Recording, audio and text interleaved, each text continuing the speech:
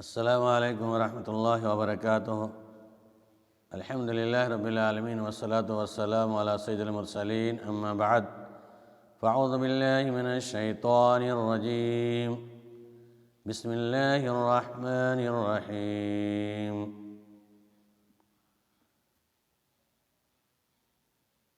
الف لام میم، ذالک الکتاب لا ریب فیہ ھدی للمتقین۔ إن هذا القرآن يهدي للتي هي أقوم، وقال النبي صلى الله عليه وسلم خيركم من تعلم القرآن وعلمها۔ میرے دینی بھائیو، بزرگوں اور دوستو، یہ مسلمہ حقیقت ہے کہ قرآن بلا ریب منظم من اللہ ہے، اور اس کی تلاوت کرنا یا اس کو پڑھنا یا سیکھنا بہتر ہے، ضروری اور واجب ہے۔ یہاں قرآن کے بہت سارے فضائل ہیں پڑھنے کے سلسلے میں، وہیں اس کو سیکھنے کے سلسلے میں اللہ کے نبی صلی اللہ علیہ وسلم نے کہا خیرکم من تعلم القرآن وعلمہ، تم میں کہ بہتر وہ شخص ہے جو قرآن سیکھے اور سکھائے۔ تو ہر شخص کی ذمہ داری ہونی چاہیے قرآن کو سیکھنے سکھانے کی کوشش کریں، اور جو لوگ پڑھے لکھے ہیں جو قرآن کی تلاوت کرتے ہیں، بہتر بات ہے کہ ہر حرف پر 10 نیکیاں ملتی ہیں۔ تو اسی طریقے سے جہاں قرآن مکمل ہدایت کا سرچشمہ ہے اور ہر بیماری کا علاج بھی ہے، سورہ فاتحہ وغیرہ قرار دیا گیا، اس کا ٹاپک الگ ہے۔ تلاوت کے اعتبار سے، سمجھنے کے اعتبار سے ٹوٹل قرآن ہمارے لیے ہدایت کا سرچشمہ ہے۔ اب بعض صورتوں کی فضیلتیں حدیث کے اندر آتی ہیں، اور اسی کے زمرے میں بہت ساری صورتیں ایسے بھی ہیں جس کی فضیلتوں کو بیان کیا جاتا ہے کتابوں کے اندر، لیکن حدیث کے زمرے میں، حدیث کی روشنی میں، تحقیقی اعتبار سے وہ جیسے غلط نظر آتی ہیں۔ جس طرح کہ مشہور ہے سماج کے اندر کہ صرف واقعہ ایک ایسی سورہ ہے جس کی آدمی روزانہ تلاوت کرے تو اسے گھر میں فقر و فاقہ کی نوبت نہیں آئے گی۔ اکثر لوگوں کے دماغ کے اندر بات بیٹھی ہوئی ہے مزاج میں، جب تمام صورتوں کو پڑھتے ہیں بہتر بات ہے، تو اس طریقے سے خصوصی اعتبار سے یہ کہنا کہ سورہ واقعہ ایسی سورہ ہے جس کے پڑھنے کے بعد سے گھر میں فقر و فاقہ، محتاجی، تنگ دستی کی صورت نہیں پیدا ہوگی۔ تو اس سلسلے میں ذرا ہم تحقیقی اعتبار سے دیکھتے ہیں تو بات کچھ اور ہی نظر آتی ہے۔ سورہ واقعہ کی تلاوت سے فقر و فاقہ کی نوبت نہیں آئے گی۔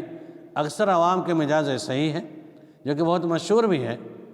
لوگ نمازوں سے فارغ ہو کر مسجدوں میں، گھروں میں تلاوت کا اہتمام کرتے ہیں، اور خصوصی اعتبار سے کم سورہ واقعہ پڑھ لو رات میں سونے کے وقت، تاکہ رات بھر عبادت میں رہیں گی اور فقر و فاقہ نہیں ہوگی، یا دن میں پڑھ لو۔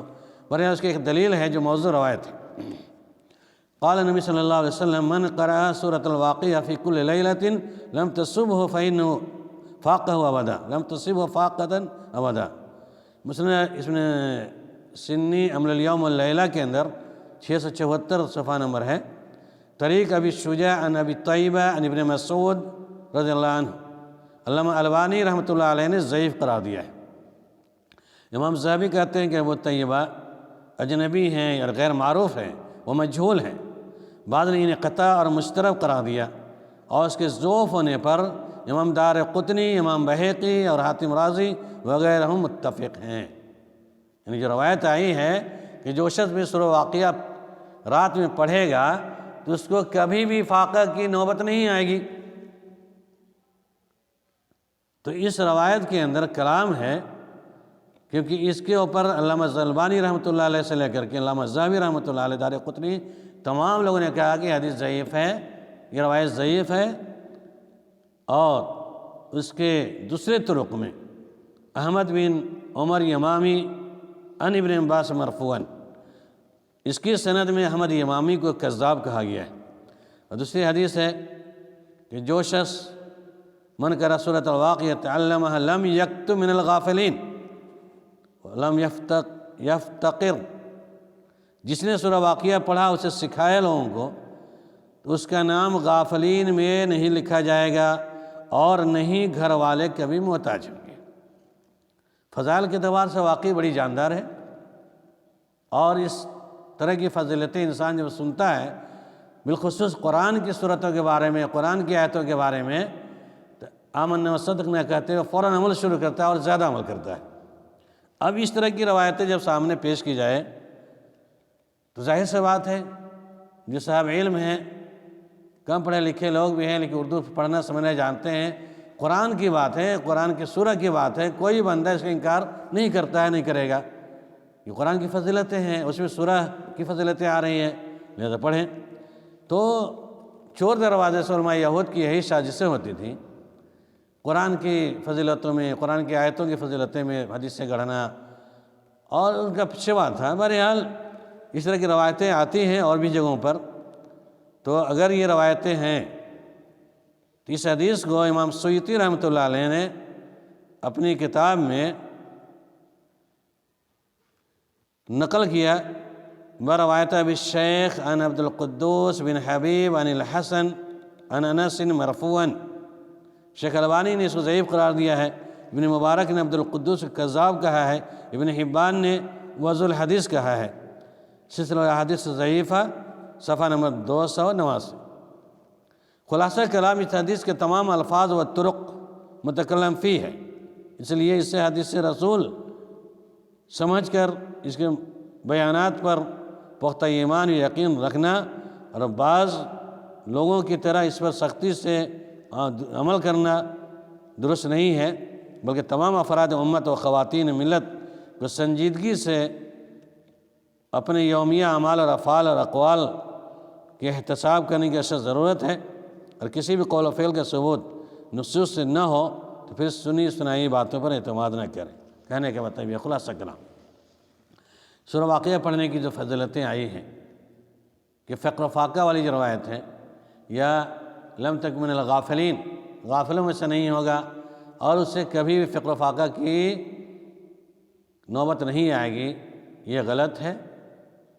اس کی تخریج کے اعتبار سے یہ غلط ہے یہ روایت، بلکہ اس اعتبار سے نہیں پڑھیں، بلکہ آپ ڈیلی پڑھیں، مسلسل پڑھیں، قرآن کو ترجمے کے ساتھ پڑھیں، اور سورہ واقعہ آوے یا سورہ رحمان آوے یا سورہ حدید، جو بھی سورتیں ہیں، اللہ کے کلام کو سچ جانتے ہوئے پڑھیں، تلاوت کریں، ترجمہ کے ساتھ پڑھیں، تلاوت کریں، انشاءاللہ ہر حرف پر 10 نیکی ملے گی۔ یہ تو مسلم حقیقت ہے اور صحیح سند سے ثابت ہے۔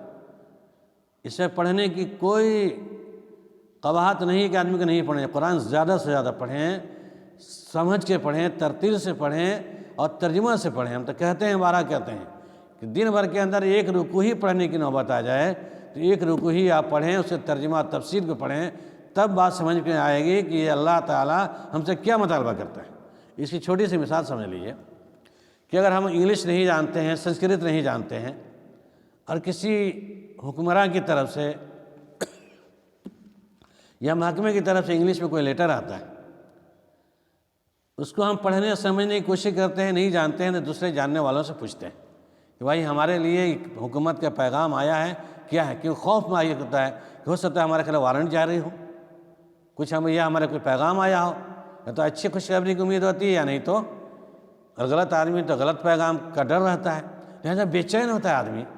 جیسے تیسے جلدی سے آدمی جاتا ہے کسی پڑھے لکھے کے پاس، کہا بھائی صاحب دیکھیے میرے اس لیٹر میں کیا لکھا ہو ذرا بتا دیجیے، میں تو انگلش نہیں جانتا۔ تو تھوڑے دنیاوی مفاد کے لیے جس زبان کو ہم نہیں جانتے ہیں، سمجھنے کے لیے کوشش کرتے ہیں کہ ہم سمجھ کر پڑھوا کر دوسروں سے سمجھ لیں کہ کیا کہہ رہا ہے۔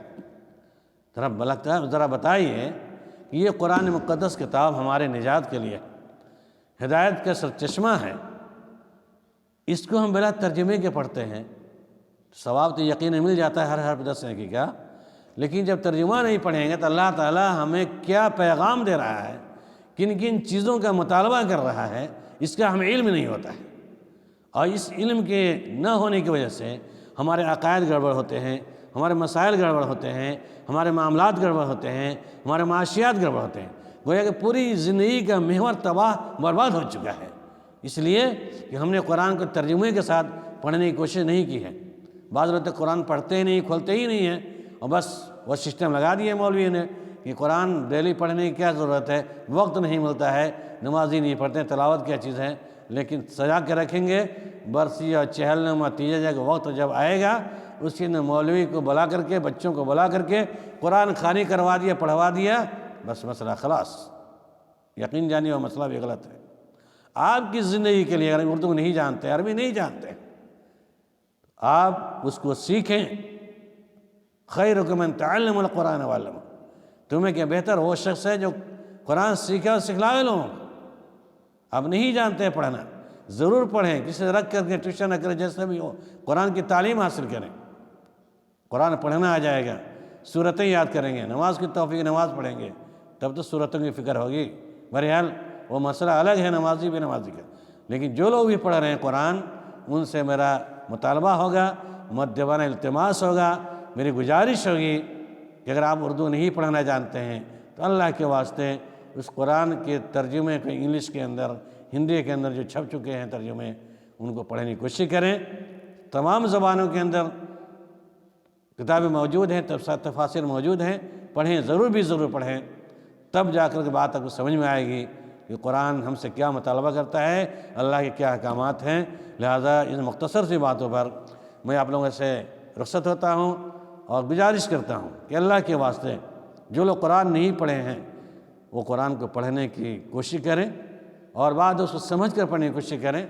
جو اردو نہیں جانتے ہیں، ہندی اور انگلش کے ترجمے جو جانتے ہیں اس کے اندر پڑھیں، جس زبان کے اندر، جس کے اندر جو عبور، جس کی صلاحیت جو جس زبان کی ہو، اس زبان کے اندر قرآن ضرور پڑھیں، کہ ان ھذا القرآن یہدی للتی ہی اقوام، یہ ہدایت ہے، قرآن قوموں کے لیے ہدایت کا سرچشمہ ہے، ذریعہ ہے۔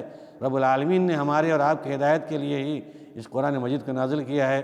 لہذا ہم سب اس بات کی کوشش کریں، رب العالمین مزید ہم لوگوں کو اس بات کی توفیق دیں کہ بارہا ہم اپنے عبادتوں کے ساتھ ساتھ، نماز کے ادائیگی کے ساتھ ساتھ قرآن کی تلاوت بھرپور کرنے کی کوشش کریں۔ ہمیں اور تمام لوگوں کو رب العالمین اس بات کی توفیق عنایت فرما کہ جب ہماری زندگی کے پلٹنے کے لیے، سدھارنے کے لیے قرآن جیسے مقدس کتاب کو پڑھ کر، سمجھ کر عمل کرنے کی توفیق عنایت فرما۔ آمین ثم آمین۔